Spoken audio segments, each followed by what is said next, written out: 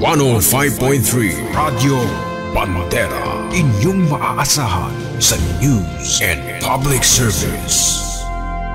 Ito ang bagong radyo ng sambayanang Pilipino. Radyo Bandera. Tahanan ng mga balitang totoo, musikang bago at may serbisyo publikong taos sa puso. 105.3 Radyo Bandera. Iwawagayway ang bandera ng balayang pamamahayag. Oras Pilipinas, kanap na pong alas 8:41 ng umaga.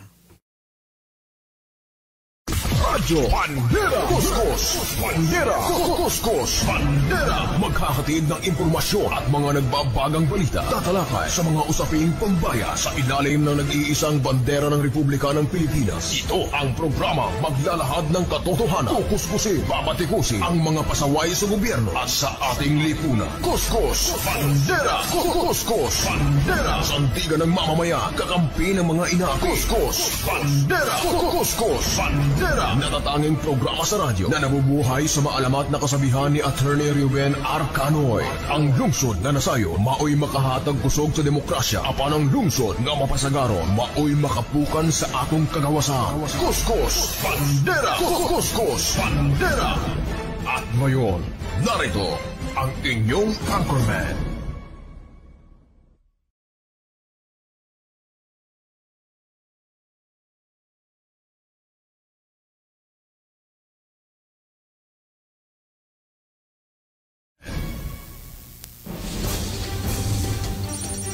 Magandang umaga Pilipinas, magandang umaga Cotabato City at Bangsamoro Autonomous Region in Muslim Mindanao. Ngayon po araw na po tayo ng Friday, araw na po ng Biyernes, ika-13 na po sa buwan ng Hunyo 2025. Muling sumasa inyo ang mga balita mula ho dito sa Cotabato City, Maguindanao, di pa pang bahagi ng Central Mindanao. Ihatid po namin ng live mula dito sa Bandera News Center sa lungsod ng Cotabato. Sabayan din po tayong napapanood sa inyong telebisyon sa Bandera News TV, Channel 33 at Channel 4 ng Maguindanao Sky Cable at live din po tayo ngayon sa Facebook page ng Bandera News TV Cotabato. Ako po inyong tagapagbalita, Jasper Acosta. Humina na at bumalik sa pagiging low pressure area ang bagyong si Auring as of 5 o'clock. Ayon sa weather bulletin mula sa Pag-asa, huli itong namataan sa layong 580 kilometers northwest ng Itbayat, Batanes. Matatandaan ng bandang alas 8 kagabi ay inanunsyo ng Pag-asa ang Tropical Depression Auring na unang bagyo ngayong 2025. Samantala, isang eroplano ng Air India na patungong London ang bumagsak kahapon po yan araw ng Huwebes, June 12 sa Ahmedabad City sa India. Ang eroplano ay isang Boeing 787. Bumagsak sa residential area ng Meghani Nagar 5 minuto matapos ang paglipad nito dakong 1:38 ng hapon kahapon. Sa mga video at larawan, makikita ang makapal na usok mula sa lugar na pinagbagsakan ng eroplano. Ito po ay sa isang mataong lugar malapit sa paliparan ng Ahmedabad, isang lungsod na may mahigit 5 milyong residente. Ayon sa airlines, may sakay itong 242 na mga pasahero at crew kung saan ang flight AI-171 patungong Gatwick Airport. Ang nasa 169 Indian nationals dito, 53 ay mula sa Great Britain, 7 ang Portuguese at isang Canadian. Ayon sa Civil Aviation Minister Ram Muhammad Naku Kinjarapu, na ipadala na ang mga rescue team upang magbigay ng agarang tulong medikal sa mga biktima. Marami ang nasawi ayon sa Federal Health ng India. Mula sa mga nasawi, pero meron pong isang survivor ang natagpuan sa Seat 11A ng bumagsak na Air India flight patungong London. Ayon kay Police Commissioner G.S. Malik sa panayam ng Air Asia International, isang survivor ang natagpuan sa Seat 11A at kasalukuyang ginagamot sa ospital. Hindi pa matukoy ang eksaktong bilang ng mga nasawi at posible rin itong tumaas dahil sa bumagsak ang eroplano sa isang residential area na maraming tao. Kinilala itong kaisa-isang survivor na si Viswas Kumar Ramesh, isang 40-year-old na lalaki.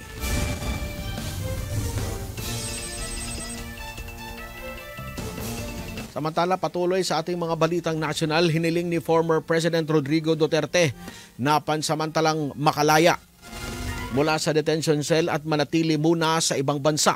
Kasalukuyang nasa International Criminal Court Detention Center sa The Hague si Duterte dahil sa umunoy crimes against humanity kaugnay sa war on drugs. Sa kanilang petisyon, sinabi ng abogado na si Attorney Nicholas Kaufman na may ibang bansa na handang tumanggap kay Duterte habang hindi pa dinidinig ang kanyang kaso. Hindi pa pinangalanan ni Kaufman kung aling bansa ito, pero bahagi raw ito ng Rome Statute na itinataguyod ng International Criminal Courts.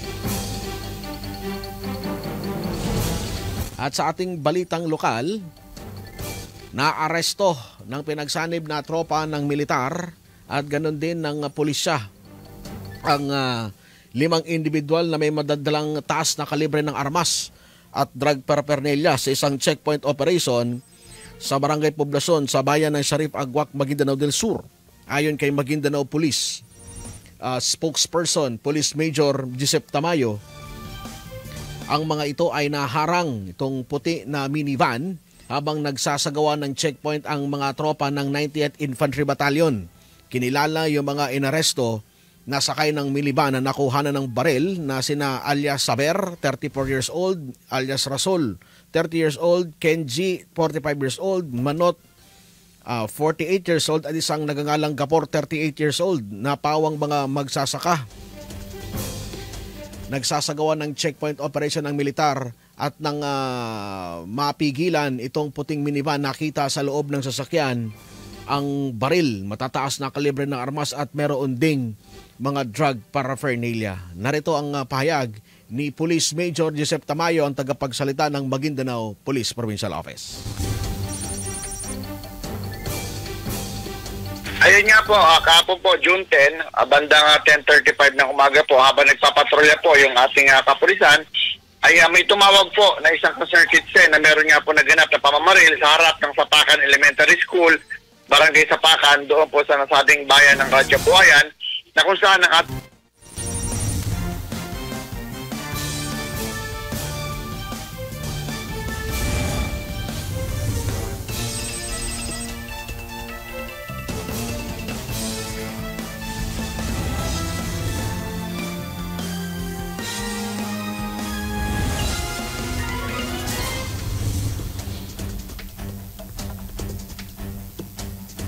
Good morning.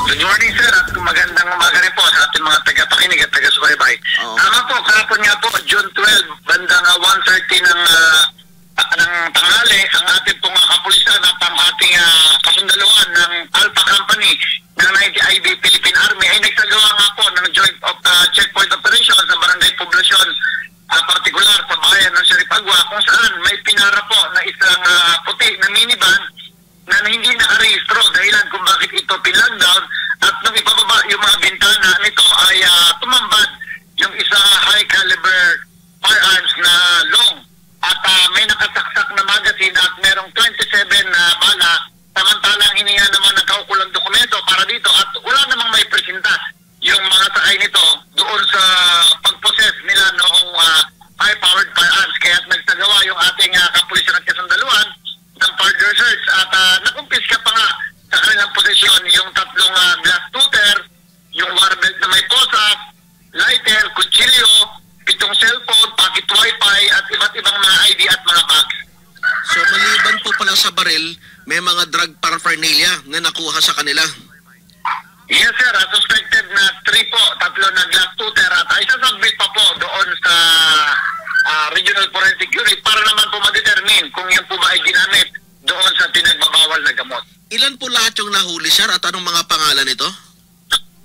Base po sa report ng ating Sharif Agwak Municipal Police Station, 5 po yung suspect na nahuli na sakay ng minivan at nakilala sila sa mga aliases na Sabir, Rasul, Kenji, Manot at Gapor. Opo, so itong mga 5 na ito, anong mga katungkulan nito? Mga private individual o nagtatrabaho saan, sir? Yes po, yun nga po, ang base po sa report ng Sharif Agwak MPS, ito pong lahat ay mga farmers. Okay. So yung tanongin sila, wala namang resistance? So far wala naman po dahil po na overall camp po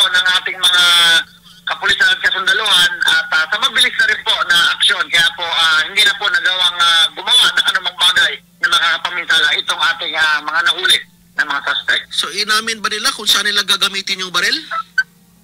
So far, wala pa po at patuloy pa po ginagawa yung investigasyon para po matukoy kung ano pa bubang grupo ito at ano po ang involvement ng mga tao na ito. No, pero not necessarily na sila yung, posible ba na sila yung involved doon sa naganap na pamamaril kamakailan dyan sa Sharif Agwak? Sa ngayon po, siyempre itong iniimbestigahan yan at pag once na po na meron pong link na kung sila man po yun, ay makakasa po kayo na i-update namin. Pero sa ngayon po, patuloy pa po ang ginagawang investigasyon at dinidetermine pa po kung sila po ba ay may involvement doon sa mga previous incident sa bayan ng Sharif Agwak. So anong kaso? Anong mga kasong kakaharapin nila, sir? Yun po, unang-una po, dahil natapos na po yung ating gun ban, ay kakarapin po nila yung illegal na pagdadala ng hindi lisensyadong armas at saka po kung mapapatunayan na yung pong Jack Tutor ay ginamit doon po sa gamit ng ipinagbabawal na gamot, ay kakarapin naman po nila yung batas na nagbabawal sa paggamit ng illegal na droga. Okay, sir. So maliban dito, sir, kamusta naman yung iba pang mga areas sa Maguindanao del Sur? Ano pong update sa inyong mga investigation, mga pangyayari so far? So far po, ang Maguindanao del Sur Police Provincial Office sa pamumuno ng aming butihing Provincial Director, Police Colonel Ryan Bobby C. Paloma, ay generally peaceful. Ito happen na ng mga nakaraan po ay merong ilan na mga insidente na itala. Samantalang ito naman po ay patuloy na iniimbestigahan at nakakasap po kayo doon sa mga progress ng ating ginagawang investigasyon ng iba't ibang municipal police station, lalo na po yung ating mga naging sensational issue dito sa ating probinsya. Ay i-update natin ang ating mga kababayan para po sa inyong kaalaman, maging sa ating po mga kapatid sa media. Okay, sir, thank you very much at good morning. Salamat po. Yeah. Ayan po ang tagapagsalita ng Maguindanao Police Provincial Office, Police Major Gisep Tamayo, na may kaugnayan dito sa pagkaka-aresto ng 5 individual dyan sa bayan ng Sharif Agwak dahil po sa pagdadala ng hindi lisensyadong baril. Kinilala ito base sa report ng Maguindanao PNP na sina alias Saber, Rasol, Kenji, Manot at Gapor na pawang mga farmer, magsasaka at sila po ay nakatakdang kasuhan. Maharap sa kasong paglabag, itong illegal possession of firearms. Meron din palang nakuha sa kanila ng mga drug paraphernalia tulad ng mga tuter, ayon po sa Maguindanao Police. So inaalam na ngayon kung ito bang mga ito, sila ba yung involved doon sa naganap na mga pamamaril dyan sa bayan ng Sharif Agwak. So inaalam na ngayon ng ating mga authorities kung sila ba yung mga involved nito, dahil may nakuhang baril sa kanila kaya naghigpit ng seguridad yung militar dahil nga po sa mga insidente ng pamamaril at yun naharang itong puting minivan kung saan sakay itong 5 individual.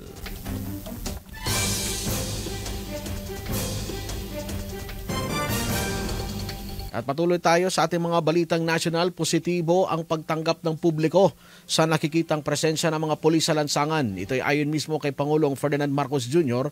sa gitna ng kanyang pagnanais na palakasin pa ang police visibility sa pamamagitan ng Cops on the Beat. Ayon sa Pangulo, maganda ang pagtanggap ng mga tao sa mga nabanggit na hakbang kasabay ng pagpapalakas ng pamahalaan sa aspeto ng seguridad at kaligtasan sa mga pampublikong lugar.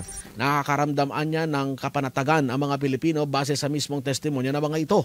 Nais din ni Pangulong Marcos na palakasin ang pagresponde ng mga pulis sa pamamagitan ng pagpapatupad ng 3-minute police response na isinusulong ng bagong liderato ng Philippine National Police.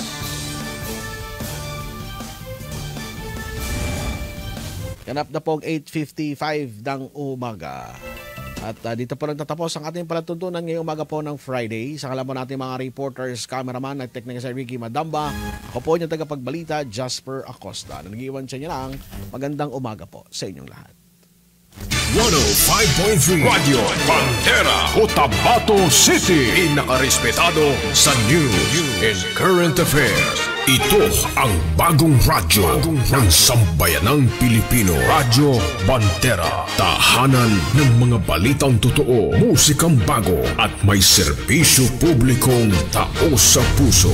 105.3 Radio Bandera. Iwawagayway ang bandera ng balayang